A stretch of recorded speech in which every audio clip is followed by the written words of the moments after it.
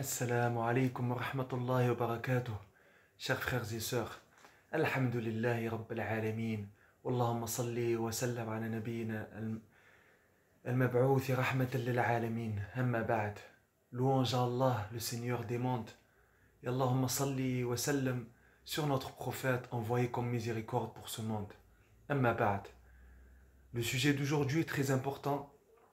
Je vous demande de vous concentrer, d'apprendre cette science utile pour ensuite la pratiquer, pour vous-même, pour moi-même et pour tous les musulmans. Barakallahu fikum. Le prophète, alayhi salatu wassalam, qu'Allah vous fasse miséricorde, dit dans un hadith authentique: Laysa shay'un akrama ala Allah azza wa jalla min ad-du'a. Il n'y a pas une chose plus noble auprès d'Allah subhanahu azza wa jalla que l'invocation.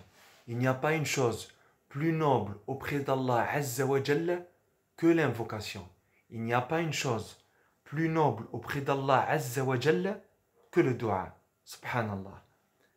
Les savants disent dans l'explication, ils disent en citant un autre hadith aussi authentique où le prophète alayhi salatu wassalam dit: Ad-du'a'u huwa al-ibadah.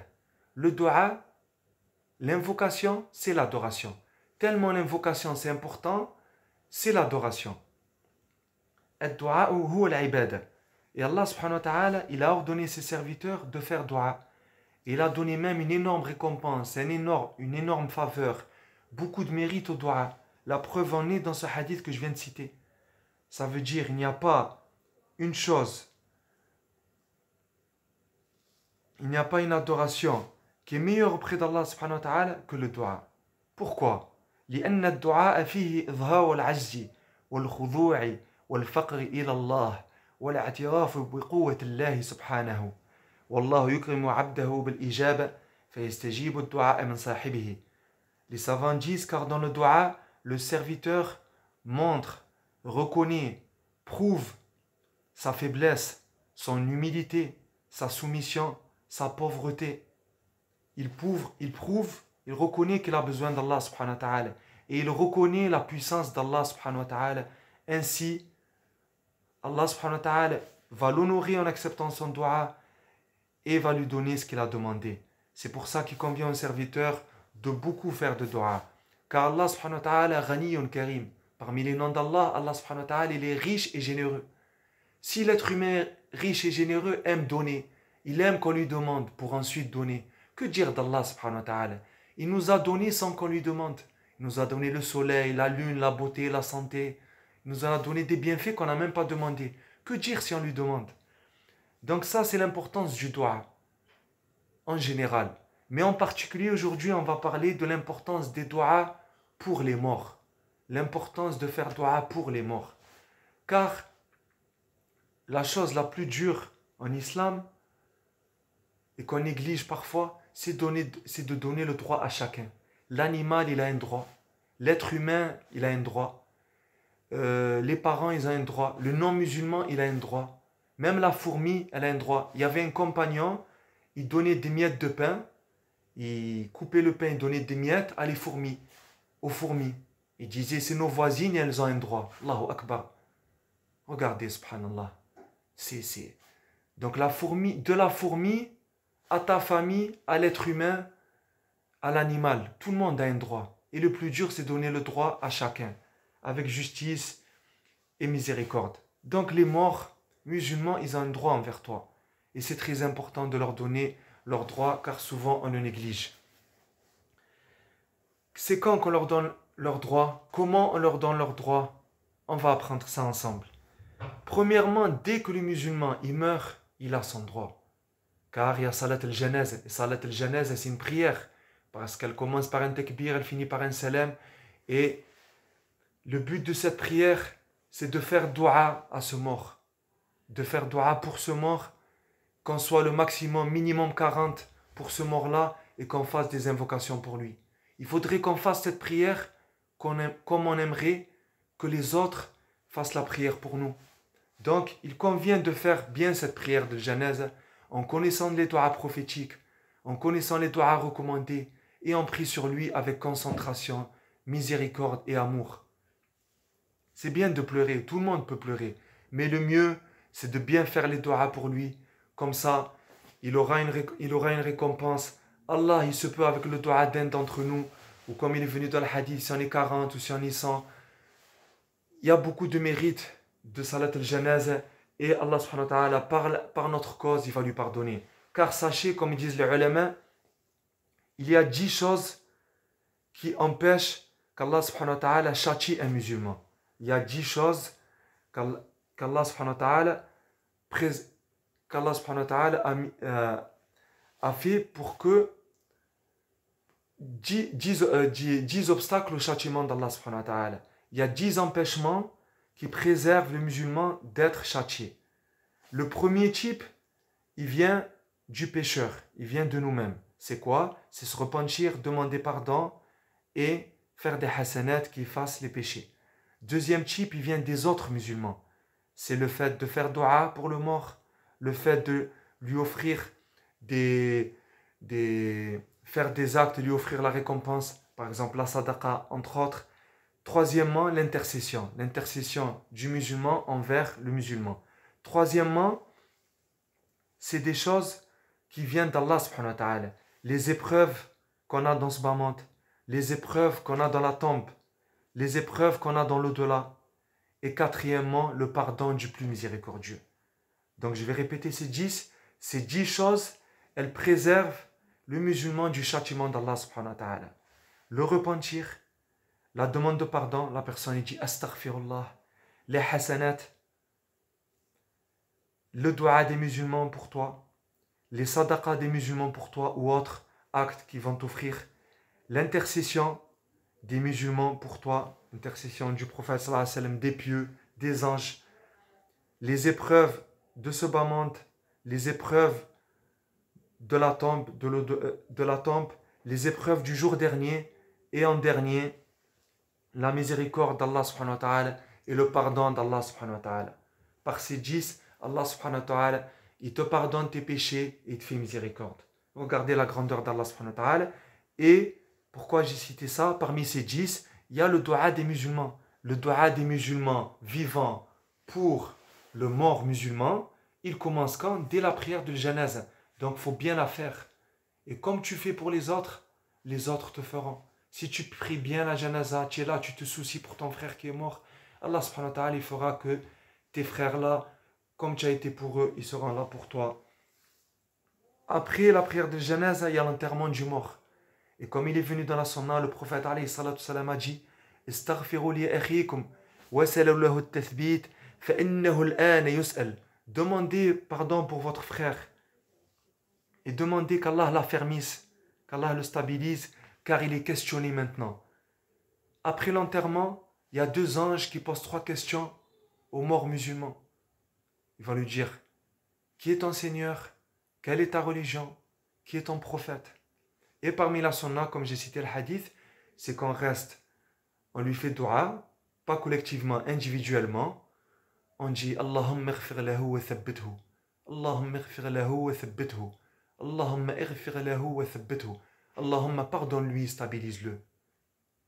Donc, on fait dua pour lui. On fait dua pour lui, c'est ça le vrai frère, c'est ça le vrai ami. Il est enterré, il est sous terre, mais toi tu es sur terre, tu lui fais dua. C'est ça l'examen le plus important de notre vie. C'est ça l'examen pour lequel on doit réviser pendant toute notre vie. Ces 3 questions-là, c'est qui va y répondre? Celui qu'Allah va lui faciliter. Il lui facilite s'il a été bien dans sa vie, dans sa croyance, et il lui facilite par la cause de ses frères-là. Il lui facilite par la cause de ses frères-là. C'est pour ça que c'est une sunna de faire dua pour eux. Demandez qu'Allah le stabilise, qu'Allah l'affermisse, qu'Allah il le rend solide, il le rend ferme dans sa réponse, qu'Allah il assiste dans sa réponse. Et Allah subhanahu wa ta'ala dit dans Surat Ibrahim يثبت الله الذين آمنوا بالقول الثابت في الحياة الدنيا وفي الآخرة. Allah affermit les croyants par une parole ferme dans la vie présente et dans l'au-delà, tandis qu'il égare les injustes et Allah fait ce qu'il veut. C'est qui qu'Allah va affermir à l'agonie avant la mort? Donc il va dire la ilaha illallah. Et sous terre, devant les 2 anges, c'est les croyants, ceux qui avaient une croyance solide, ceux qui avaient une bonne croyance, Allah il va les affermir, il va les stabiliser avant la mort et sous terre quand il y aura les 3 questions posées par les 2 anges. Allahumma thabbatna bil qawl al-thabiti fi al-hayat ad-dunya wa fi al-akhirah. Donc, à Salat al-Janaza, le mort a besoin de toi. Après l'enterrement, le mort a besoin de toi. Et pendant toute sa vie sous terre, le mort il a besoin de toi. Car là, je vis 20 ans. Tu peux m'oublier pendant ces 20 ans. C'est un doua pour un examen, pour une voiture, pour une maladie. Mais sous terre, je peux rester 100 ans, 200 ans, 300 ans. Notre grand-père qui est mort en 1900, notre arrière-grand-père qui est mort en 1800. Ça fait déjà 221 ans qu'il est sous terre. Ça fait 200 ans qu'il a besoin de nos doigts. Regardez. Et c'est ça la beauté et l'importance du doua. C'est que tu peux la faire à tous les morts musulmans comme à tes proches musulmans. Donc c'est très important les frères. Regardez ce qu'il dit Sufyan al-Thawri rahimahullah. Il dit, pardon, Sufyan ibn Uyayna, il dit كان يقال الأموات أحوج إلى الدعاء من الأحياء إلى الطعام. Sufyan ibn Uyayna rahimahullah, un grand tabi'i, disait les morts, on disait à leur époque, il disait quoi? Que les morts ont plus besoin de l'invocation que les vivants ont besoin de la nourriture. Allahu Akbar. Les morts ont plus besoin du dua que les vivants ont besoin de nourriture. Voilà, il a tout dit, je n'ai rien à rajouter. Et Allah subhanahu wa ta'ala, il est reconnaissant, il est apaisant. Comme il dit un cheikh, الدعاء للأموات أمره عجيب فلربما دعوت لميت غفلت عنه زمنا طويلا فإذا به يأتي في المنام بوجه باسم أو بحال حسنة وهذا مجرب فلا تنسوا الأموات من الدعاء. Le dua pour les morts, l'invocation pour les morts musulmans, elle est étonnante. Il se peut que tu fasses dua à un mort que tu as oublié pendant longtemps. Et tu le vois dans une vision nocturne, tu le vois pendant un beau rêve, il vient avec un visage souriant ou dans un bon état. Et ça, c'est prouvé. Donc, n'oublie jamais les morts musulmans. Fais leur dua, parce qu'ils ont besoin de toi. Et il y a beaucoup d'histoires de pieux, etc., qu'on a fait dua pour eux, qui, Allah subhanahu wa ta'ala, donc, en faisant dua pour eux, tu les vois dans la vision et ça te rassure. Et il y a l'unanimité des savants que la meilleure chose qu'on peut offrir aux morts, c'est la sadaqa, l'aumône, al-istighfar ou l'il-mayyit, demander pardon pour le mort, faire dua pour le mort et faire un pèlerinage pour le mort musulman. La meilleure chose que tu peux offrir pour le mort musulman, c'est la sadaqa, l'aumône. Toi, tu as une récompense et lui, il aura une récompense. Tu fais sadaqa en son intention, une sadaqa en son nom. Demander pardon pour lui, faire dua pour lui et faire le pèlerinage pour lui s'il ne l'a pas fait. Regardez. Surtout si c'est fait avec sincérité et miséricorde. Et pour qui faire ces doigts? Pour tous les morts musulmans, mais surtout pour les musulmans qui ont un droit envers toi. En particulier les parents et les savants et les gens qui ont beaucoup de droits envers toi, ceux qui t'ont appris la science, etc. Comme il disait un savant, يَقْبُحُ بِكُمْ أَن تَسْتَفِيدُوا مِنَّا وَلَا تَتَرَحَّمُوا عَلَيْنَا. Ce n'est pas digne de vous, ce n'est pas noble de votre part de profiter de notre science et de ne pas demander de la miséricorde pour nous.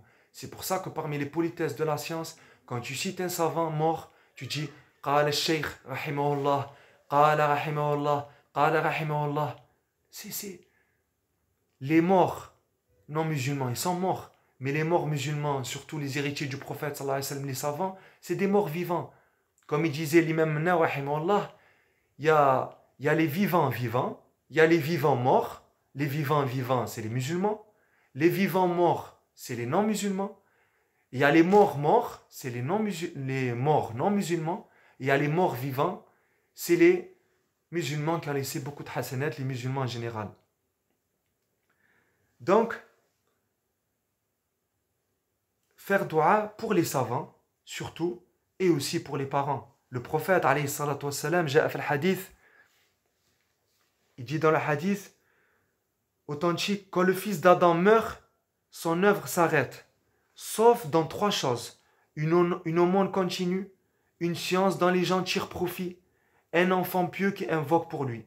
Rapporté par Muslim et il est dans Riyad al-Salihin. Donc quand le fils d'Adam il meurt, son œuvre s'arrête. Son compteur s'arrête de hasanat. Et qu'Allah nous préserve, s'il n'a pas laissé de péché, son compteur de péché s'arrête. Sauf s'il a laissé des péchés. Il a laissé de la musique, ou il a laissé, qu'Allah nous préserve, il a laissé des péchés.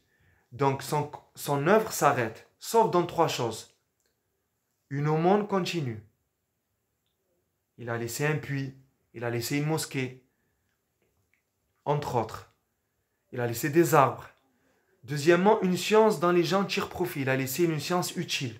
Et troisièmement, un enfant pieux qui invoque pour lui. Les savants, ils déduisent de ce hadith que parmi les signes de piété de l'enfant, c'est qu'il fasse dua pour ses parents.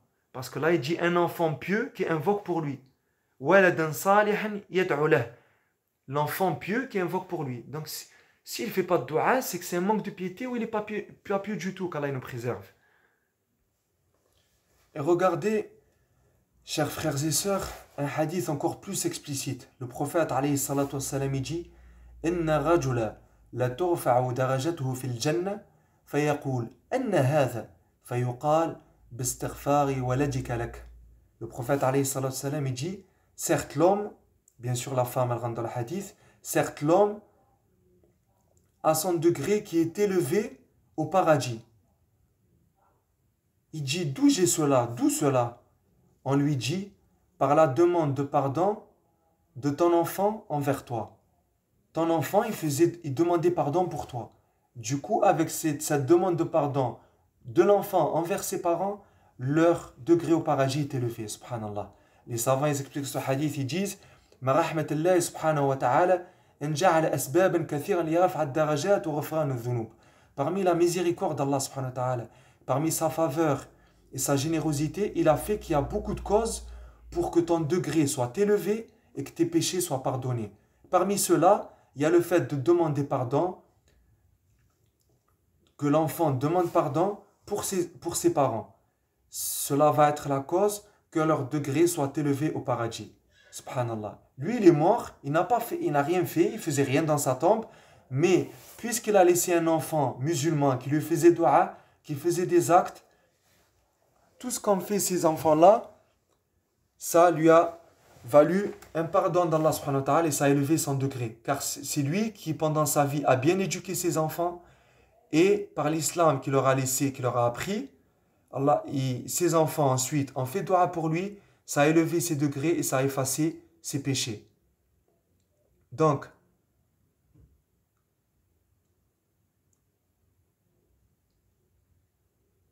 car c'est lui la cause. L'enfant, il vient de ce père ou de cette mère. C'est tes parents qui t'ont mis au monde. Donc, même si ce n'est pas eux qui ont fait dua, c'est toi. Mais toi, comme tu viens d'eux, c'est comme s'ils ont laissé une aumône, comme s'ils ont laissé une aumône continue. Comme on peut laisser un puits, une mosquée, des arbres, des Corans dans les mosquées, ça nous fait des hasanats dans la tombe. Pareil, si je laisse des enfants pieux sur terre et moi je suis sous terre, ça me fait des hasanats, ça efface mes péchés et ça élève mes degrés au paradis. Allahu Akbar. Et comme ils disent les ulama, rien que ce hadith-là suffit comme mérite du mariage. Rien que ce hadith-là, c'est la meilleure motivation pour le mariage, car les enfants, c'est des hasanats que tu vas laisser sur terre. Vous le voyez, même maintenant, quand tu fais du bien, quelqu'un, n'importe qui va te dire qu'Allah fasse miséricorde à tes parents, qu'Allah préserve tes parents. Parce que c'est tes parents qui t'ont bien éduqué. Barakallahu fikum. Et même, les savants ils disent, les doigts des petits-enfants envers leurs grands-parents, ils rentrent dans ce hadith. Et plus globalement, comme on l'a cité aussi tout à l'heure, le doua, la demande de pardon du musulman pour le mort musulman, même s'il n'est pas de sa famille, même si ce n'est pas ses parents, le mort, ça va lui faire beaucoup de bien. Tu dis, Allahumma, Ya Rabbi, illumine sa tombe. Car la tombe, elle est obscure. C'est avec les doigts qu'elle est illuminée et avec les bonnes actions. Et regardez un très bel exemple de cela. Un noble compagnon, Abu Darda, il disait Inni la ad'u li arba'ina min ikhwani fi sujudi usammihim bi asma'ihim. Allahu Akbar. Abu Darda il dit je fais dua à 40 de mes frères dans le sujoud. 40 de mes frères en Allah dans ma prosternation. Je les nomme par leur prénom. Allahu Akbar. Il fait dua à 40 de ses frères. وروى ابن أبي شيبة في مصنفه عن أبي الدرداء رضي الله عنه قال إني لا أدعو ل70 من إخواني وأنا ساجد. Et Ibn Abi Shayba rapporte dans son livre d'Abu Darda aussi, qu'Allah soit satisfait de lui, il dit, ce noble compagnon, je fais dua à 70 de mes frères en étant en prosternation. Allahu Akbar. Subhanallah. Et Allah subhanahu wa ta'ala dans Surat al-Isra, verset 24, regardez ce qu'il nous a appris. Il a dit وَقُلْ رَبَّ ارْحَمْهُمَا كَمَا رَبَّيَانِي صَغِيرًا. Allah subhanahu wa ta'ala dans le verset 24, il dit et dit ô mon Seigneur, fais-leur à tous deux miséricorde comme ils m'ont élevé tout petit. Comme ils t'ont fait miséricorde tes parents quand tu étais petit, toi fais-leur miséricorde quand ils vont grandir ou s'absenter de cette terre et devenir sous terre, fais-leur dua. Même Al-Alousi, rahimahullah, un grand savant, il dit وَالظَّاهِرُ إِنَّ الْأَمْرَ لِلْأُجُوبِ فَيَجِبُ عَلَى الْوَلَدِ أَنْ يَدْعُ لِوَالِدَيْهِ بِالرَّحْمَةِ. Al-Alousi, rahimahullah, un grand savant du tafsir, il dit, dans le tafsir de ce verset 24, il dit, et l'apparent de ce verset, c'est que cet ordre, il prouve l'obligation. C'est obligatoire à l'enfant de faire dua de miséricorde pour ses parents. Donc, la personne, dans sa prière, il fait dua à ses parents en disant Rabb rahamhuma kama rabbayani saghira. Mon Seigneur, Rabbi, fais-leur tous les deux miséricorde comme ils m'ont élevé tout petit. C'est obligatoire pour toi. C'est pour ça que Sufyan ibn Uyayna rahimahullah disait, vous trouvez cette parole aussi dans le tafsir de Surat Luqman, quand Allah dit Anashkur li wa li walidayk, remercie-moi et tes parents. Allah, il t'a donné la vie et tes parents, c'est la cause. Via tes parents, il t'a donné la vie. C'est tes parents qui t'ont mis au monde. Donc, être ingrat envers tes parents, c'est partiellement être ingrat envers Allah. Donc, Sufyan ibn Uyayna rahimahullah dit Man salla salawat al-khams faqad shakara Allah wa man da'a li walidayhi faqad shakara walidayhi. Celui qui, Sufyan ibn Uyayna rahimahullah dit, celui qui fait dua, celui qui fait ses 5 prières, il a remercié Allah. Et celui qui fait dua pour ses parents, dans ses 5 prières, il a remercié ses parents. Donc inversement, si tu ne fais pas tes 5 prières, tu n'as pas remercié Allah. Et si tu ne fais pas dua pour tes parents, tu n'as pas remercié tes parents. Qu'Allah nous en préserve. Voilà mes chers frères, comme disent les ulama, al-jaza'u min jins al-amal. La récompense, elle est du même genre que l'acte. Comme tu fais dua pour tes parents, tes enfants feront dua pour toi. Comme tu fais dua pour les morts musulmans, quand tu seras mort, les musulmans feront dua pour toi. Comme tu fais, les musulmans te feront. Comme tu fais envers Allah, Allah subhanahu wa ta'ala sera reconnaissant envers toi. Tu as fait dua, il mettra à ton service des gens qui te feront dua. Comme tu as aidé, Allah il va t'aider. Comme tu as aidé sur terre, Allah il va t'aider sous terre. Et qu'Allah il nous donne une bonne fin. Barakallahu fikum. سبحانك اللهم وبحمدك أشهد أن لا إله إلا أنت أستغفرك وأتوب إليك